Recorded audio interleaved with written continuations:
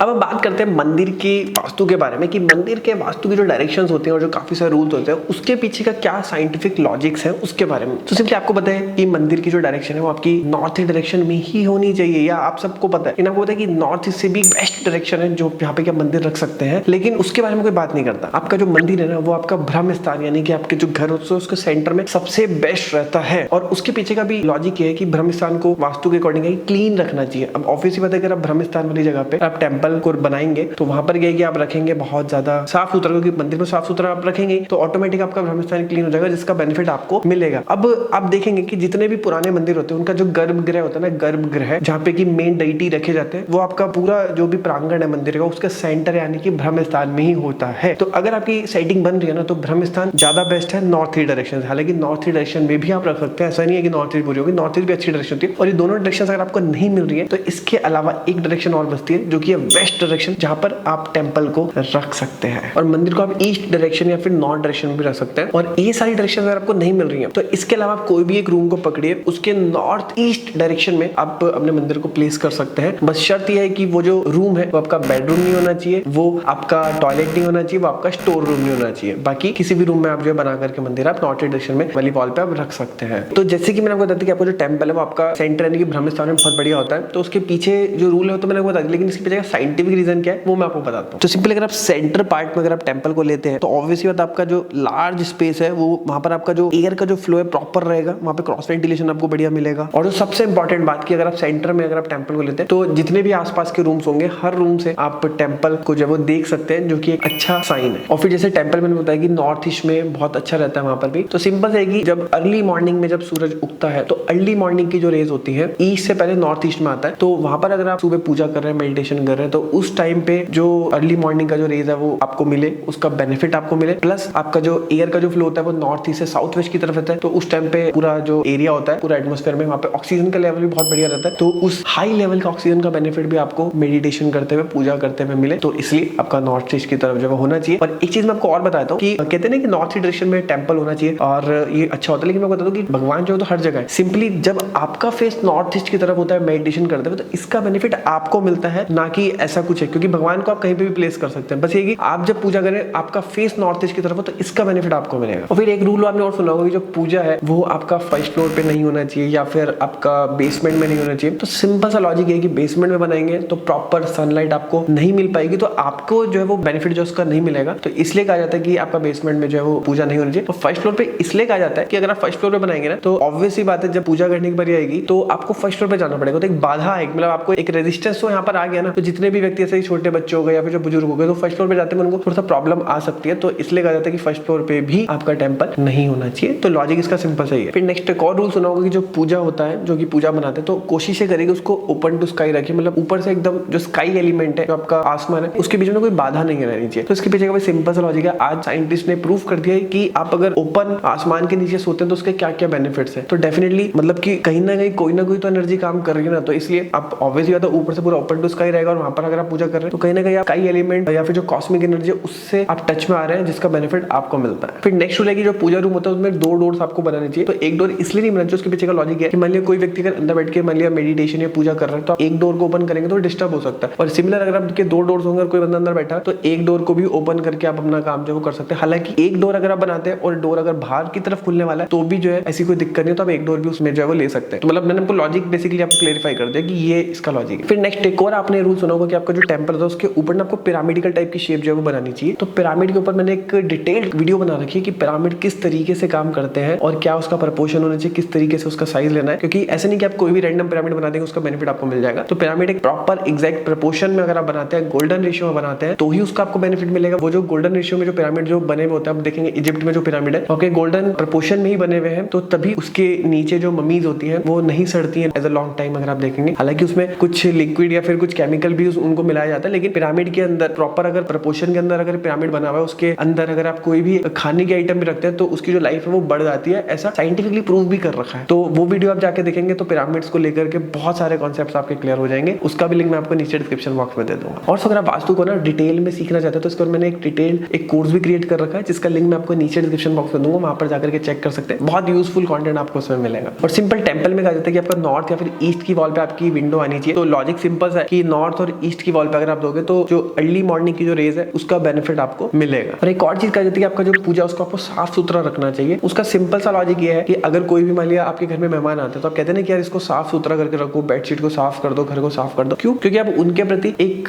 Respect आप दिखाना चाह रहे हैं। तो सिंपली आपका जो मंदिर को साफ सुथरा रखने का रीजन ये है कि आपकी जो डेटी है, जो भी आपके गॉड है, तो उनके प्रति आप एक रिस्पेक्ट जो है वो शो कर रहे हैं। फिर नेक्स्ट है कि अगर आप मेडिटेशन करते हैं तो आपका जो फेस है वो ईस्ट की तरफ होना चाहिए। और सिंपली अब टेंपल जैसे मैंने बताया कि आपका नॉर्थ और ईस्ट में विंडो आनी चाहिए, और विंडो आपने ईस्ट में दे दी और आप मेडिटेशन करते हुए ईस्ट की साइड फेस करते हैं। तो अगर आप लॉन्ग मेडिटेशन करते हैं तो अर्ली सनराइज का बेनिफिट आपको मिलेगा। आपकी लॉन्ग टर्म में हेल्थ बहुत बढ़िया रहेगी, आपको काफी हेल्थ बेनिफिट्स मिलेंगे। तो ये सिंपल सा है लॉजिक। और जो भी टेंपल होता है ना उसे साउथ की वॉल पे रखने के लिए इसलिए अवॉइड करा जाता है क्योंकि आप साउथ की वॉल पे रखेंगे तो जो नॉर्थ या फिर ईस्ट से जो भी आपकी सन की रेज आएंगे या फिर उसका जो बेनिफिट है ना वहां पे आपकी पीठ हो जाएगी। तो पीठ हो जाएगी तो आपका फ्रंट में उसका बेनिफिट आपको नहीं मिलेगा, बैक पे ही सारी एनर्जी मिलेगी, तो उससे ओवरऑल आपको बेनिफिट नहीं मिलेगा। तो इसलिए साउथ की साइड में जो है आपका टेंपल नहीं होना चाहिए। फिर एक और रूल आपने सुना होगा कि जो भी आपके गॉड होते हैं तो वॉल पे बिल्कुल टच नहीं करना चाहिए, बीच में एक हल्का सा गैप रहना चाहिए। तो सिंपल उसका लॉजिक ये है कि आपका जो एयर का जो मूवमेंट है वो कंप्लीट होए, सिर्फ इसलिए आपका पीछे जो है गैप रहना चाहिए। और दूसरा ये है कि बाई चांस अगर बैक साइड में वॉल है और उसके पीछे कुछ ऐसा इनएक्टिविटीज हो रही है तो कहीं ना कहीं वो अगर टच होता है तो वहाँ पे जो एनर्जी है वो डिस्टर्ब होती है। फिर नेक्स्ट आपने वास्तु का रूल सुना होगा कि जब आप टेंपल को बनाते हैं तो कोशिश ये करें कि जब भी आप भगवान की पूजा करें तो आपका जो नाभि है, नाभि से ऊपर ही जो है आपके भगवान रहते हैं, उससे नीचे नहीं रहने चाहिए। तो सबसे पहले तो जो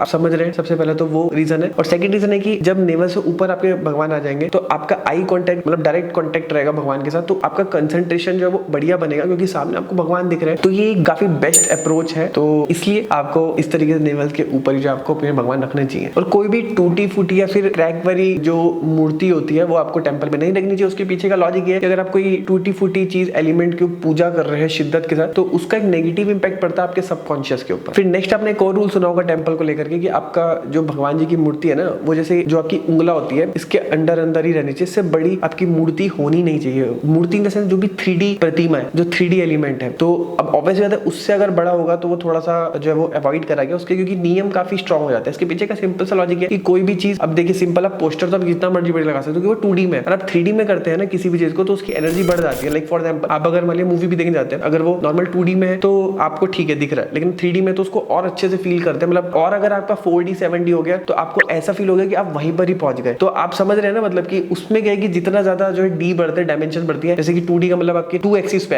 एक्स और वाई एक्सिस पे, आपका 3D का मतलब एक्स वाई और जेड एक्सिस पे। तो जितने ज्यादा डी बढ़ते हैं तो इतना जो है उसकी एनर्जी भी बढ़ जाती है। तो उतना एनर्जी के लिए जो आपका जो आसपास का जो एनवायरमेंट है वो उस तरीके का होना भी चाहिए, क्योंकि उसके रूल्स उसके नियम उतने कठोर हो जाते हैं तो उतना नियम जो घर में फॉलो हो नहीं पाते। तो इसलिए कहा जाता है कि अगर आपका मूर्ति रखने का मन है तो आपकी 9 इंचेस से ज्यादा बड़ी नहीं होनी चाहिए। बाकी आप 9 इंचेस से छोटी आप रख सकते हैं, कोई दिक्कत नहीं है। और पोस्टर तो आप जितना मर्जी बड़ी रख सकते हैं। फिर नेक्स्ट आपने एक और नियम सुना होगा वास्तु के अंदर कि आपके मंदिर के अंदर ना बहुत सारे डिफरेंट भगवान नहीं होने चाहिए। उसके पीछे का सिंपल सा लॉजिक है कि बहुत सारे भगवान होंगे जब आप वहां बैठ के मेडिटेशन करेंगे तो सिंपली आप ना कंफ्यूज हो जाएंगे और एक क्लैरिटी ऑफ माइंड नहीं मिल पाएगा कि आपको कैसे करना है। तो सिंपली आपके एक ही भगवान होने चाहिए और प्लस एक प्रतिमा जो आपने रखी है तो उनके डुप्लीकेट भी नहीं होने चाहिए। लाइक मान लिया आपने शंकर भगवान जी रखे तो शंकर भगवान जी के 2-3 आपने जो है वो वहाँ पे फोटो रख दिया, गणेश भगवान जी के 2-3 फोटो रख दी। तो इस तरीके से भी आपको नहीं करना है क्योंकि इसका डायरेक्ट इंपैक्ट पड़ता है। सिंपल सी बात है ना कि आप खुद सोचिए कि फॉर एग्जांपल आप मान लिया बात कर रहे हैं किसी भी व्यक्ति से, अब सेम डिक्टो 2 व्यक्ति आपके सामने खड़े हुए हैं, आप कंफ्यूज होंगे कि नहीं होंगे कि हम किससे बात करें। और अगर एक से बात कर रहे हैं तो दूसरे को ना बुरा लग जाए, क्योंकि आप खुद देखिए सिंपल से कि अगर मान लिया कोई भी व्यक्ति है, मान लिया सेम शक्ल के 3 व्यक्ति आपके सामने खड़े करते हैं, आप कंफ्यूज होंगे कि नहीं होंगे कि मैं किससे बात करूं किससे बात ना करूं। तो वो जो डायरेक्ट जो इंपैक्ट है आपके माइंड के ऊपर पड़ता है सबकॉन्शियसली। तो इसलिए कहा जाता है कि आपके मंदिर के अंदर सिर्फ एक ही भगवान होना चाहिए, ज्यादा 1 या 2 भगवान रखते हैं। बाकी ऐसा मत करिए कि बहुत सारे डिफरेंट भगवान आपने रख दिए, प्लस आपने एक भगवान की जो डुप्लीकेट है वो भी आपको नहीं रखने चाहिए। फिर नेक्स्ट आता है कि अगर आपको 9 इंचेस के अंदर की प्रतिमा रखनी है, कौन कौन से मटेरियल्स का आप यूज कर सकते हैं। तो सिंपली इसमें आप स्टोन का यूज कर सकते हैं, वुड का यूज कर सकते हैं, सिल्वर हो गया, गोल्ड हो गया, यहाँ तक कि आपका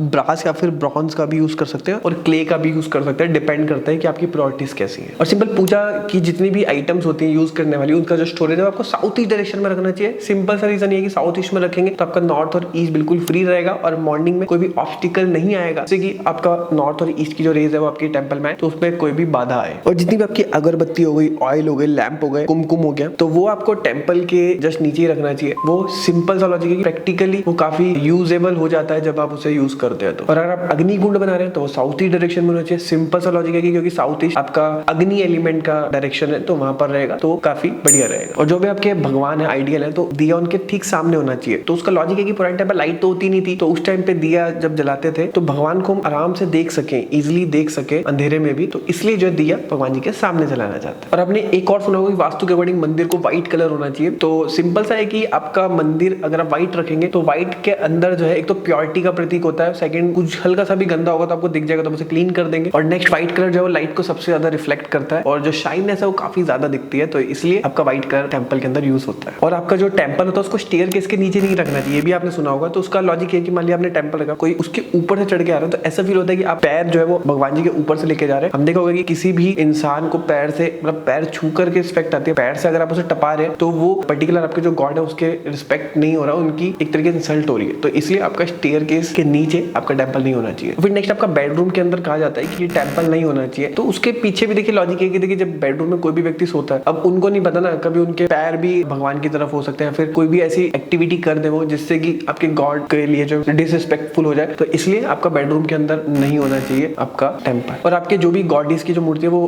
ब्रेकेबल है, क्रैकेबल नहीं होना चाहिए, क्योंकि अगर हल्की सी टूटी हुई कुछ होगा, जब उनको देख के अगर आप पूजा करेंगे तो आप डिस्ट्रैक्ट हो जाएंगे, तो इसलिए कहा जाता है कि वो खंडित हो जाती है, तो उसको आपको रिमूव कर देनी चाहिए। फिर नेक्स्ट आपका जो टॉयलेट है वो आपके टेंपल के आसपास नहीं आना चाहिए। उसके पीछे का लॉजिक ये है कि टॉयलेट होएगा तो आसपास स्मेल आएगी, जब आप वहां पर बैठ के पूजा करेंगे तो स्मेल की वजह से आप डिस्ट्रैक्ट हो जाएंगे, तो यही रीजन कि आपका टॉयलेट भी जो है वो आपका मंदिर के पास नहीं होना चाहिए। और फिर आपका जो पूजा यूनिट है या फिर जो पूजा रूम है वो आपका साउथ की तरफ नहीं होना चाहिए। उसका भी लॉजिक यही है सिंपल कि साउथ की तरफ होगा जब आप पूजा करेंगे, तो मॉर्निंग के टाइम पे नॉर्थ या फिर ईस्ट की जो आने वाली जो रेज है उसका आपको बेनिफिट नहीं मिला, क्योंकि आपका फेस तो साउथ की तरफ होगा, नॉर्थ या फिर ईस्ट की तरफ तो नहीं होगा। तो यही रीजन है कि आपका साउथ की तरफ भी आपका टेंपल नहीं होना चाहिए। फिर नेक्स्ट आपने ये भी नियम सुना कि जितने भी मतलब आपके घर में कोई एक्सपायर हो जाता है तो उनका जो फोटो है वो आपको मंदिर में नहीं लगाना चाहिए। तो उसका भी सिंपल सा रीजन है कि मान लिया आप मेडिटेशन कर रहे हैं, फिर आप भगवान की पूजा कर रहे हैं, तो उनकी फोटोज को देख के आपकी जो मेमोरीज है वो पेनफुल मेमोरीज वो दोबारा से रिकॉल हो जाती है, तो वो ना हो, इसलिए आपको ये नहीं करना चाहिए। तो इस तरीके से काफी सारे रूल्स हैं जिसमें से मैंने आपको 0.001% भी जो है वो नॉलेज आपको नहीं बताई है। तो वास्तु अपने आप में काफी बड़ा कॉन्सेप्ट है, तो इसमें से मैंने थोड़ी सी चीज आपको बताई है, लेकिन जितना मेरा सामर्थ्य था मैंने आपको बताने की कोशिश करी है ताकि आपका भी एक बिलीफ सिस्टम क्रिएट हो वास्तु के अंदर और आप इस चीज को यूज करें, क्योंकि जिस तरीके से आपका आयुर्वेद है, योगा है, तो उसी तरीके से आपका वास्तु भी है। तो उम्मीद करते हैं कि वीडियो आपको पसंद आएगी। कोई भी क्वेश्चन तो आप नीचे कमेंट बॉक्स में पूछ सकते हैं। वीडियो अच्छी लगी तो वीडियो को लाइक कर सकते हैं। मिलते हैं नेक्स्ट वीडियो में, तब तक के लिए जय हिंद, वंदे मातरम।